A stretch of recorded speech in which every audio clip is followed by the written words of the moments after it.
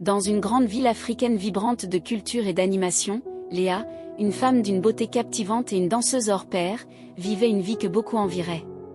Son allure de princesse et sa grâce naturelle sur scène faisaient tourner les têtes, suscitant admiration et désir.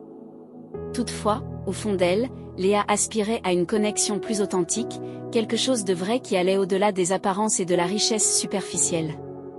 Léa n'était pas seulement une danseuse talentueuse, elle était également membre d'une confrérie secrète, les Dames de la Nuit. Ces femmes utilisaient leur charme pour manipuler les hommes riches, drainant leur fortune pour leur propre gain.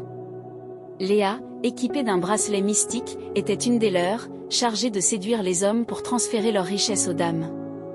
Parmi les nombreux admirateurs de Léa se trouvait Julien, un jardinier musclé et robuste, dont l'apparence simple mais puissante contrastait fortement avec les hommes généralement attirés par Léa.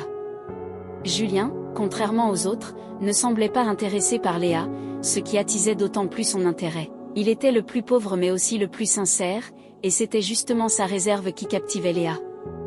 Monsieur Dubois, le riche propriétaire de l'hôtel où Léa se produisait, nourrissait également un faible pour elle. Il voyait Léa comme un trophée ultime à conquérir et ne reculait devant rien pour attirer son attention.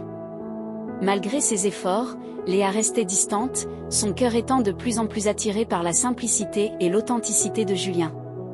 Alors que Léa luttait avec ses sentiments pour Julien et son engagement envers les Dames de la Nuit, un événement vint tout bouleverser. Au cours d'une grande soirée organisée par Monsieur Dubois pour attirer des investisseurs, Léa fut chargée de séduire un homme politique influent.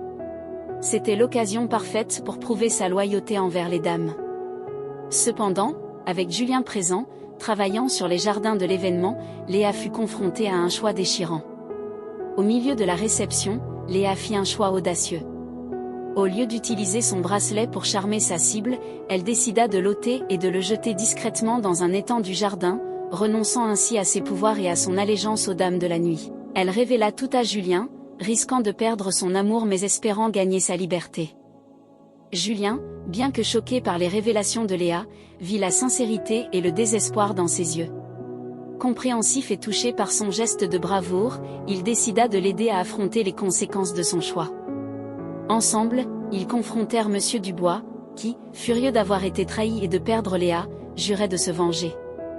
Malgré les menaces de Monsieur Dubois et les dangers représentés par les Dames de la Nuit, Léa et Julien s'enfuirent ensemble, déterminés à commencer une nouvelle vie loin des manipulations et des jeux de pouvoir.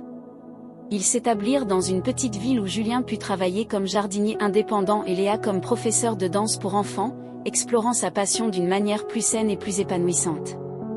L'histoire de Léa et Julien devint une légende dans la région, rappelant les dangers de la séduction manipulatrice et la puissance de la vérité et de l'amour véritable.